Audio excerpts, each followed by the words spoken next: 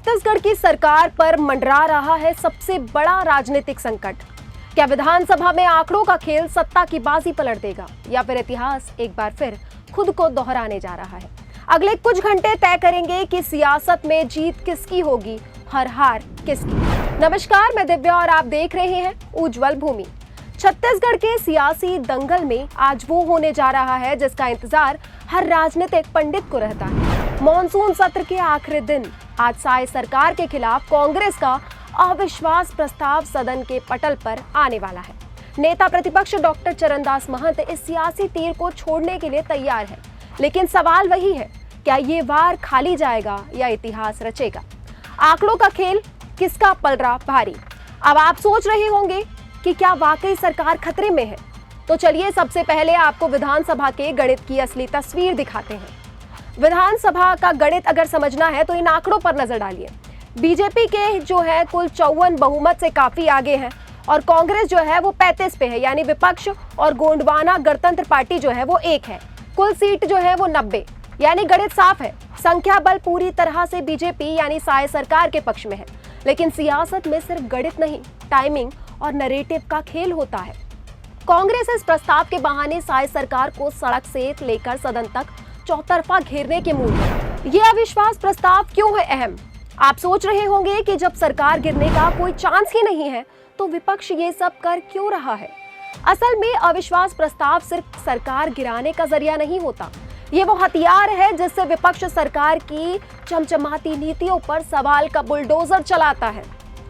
इस बार विपक्ष के तरकश में 5 बड़े तीर हैं। पहला है नकटी गांव की वो चर्चित बुलडोजर कार्यवाही, दूसरा है प्रदेश की बिगड़ती कानून व्यवस्था पर सवाल और तीसरा है किसानों की समस्या और कर्ज का मुद्दा।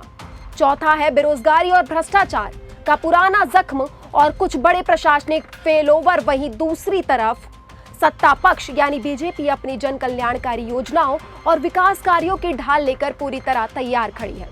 छत्तीसगढ़ विधानसभा का इतिहास बेहद दिलचस्प रहा है। राज्य गठन के बाद से अब तक 9 बार अविश्वास प्रस्ताव आ चुका है, लेकिन मजाल है कि एक भी सरकार गिर सकी हो।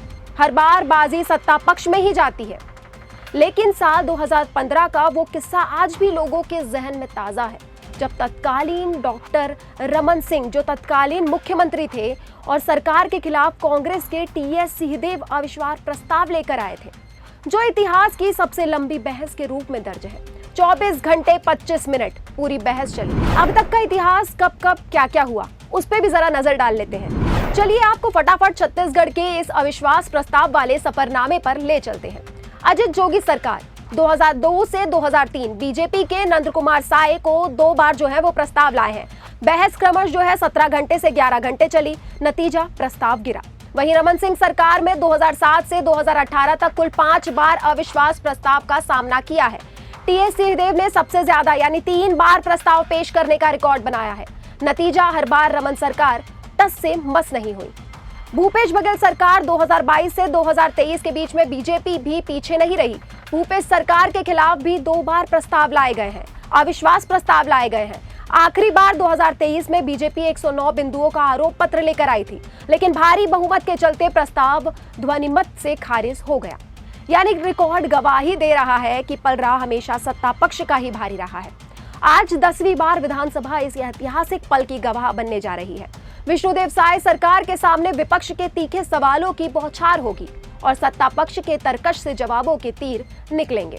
क्या आज फिर कोई नया रिकॉर्ड बनेगा? क्या ये बहस 2015 के 24 घंटे वाले रिकॉर्ड को तोड़ पाएगी? आपकी इस पर क्या राय है? हमें कमेंट बॉक्स में जरूर बताएं। राजनीति के हर पलट की अपडेट के लिए वीडियो को लाइक करें, शेयर करें और हमारे चैनल को सब्सक्राइब करना ना भूलें। फिर होगी मुलाकात नए विषय के साथ, तब तक बने रहे उज्जवल भूमि के साथ। धन्यवाद।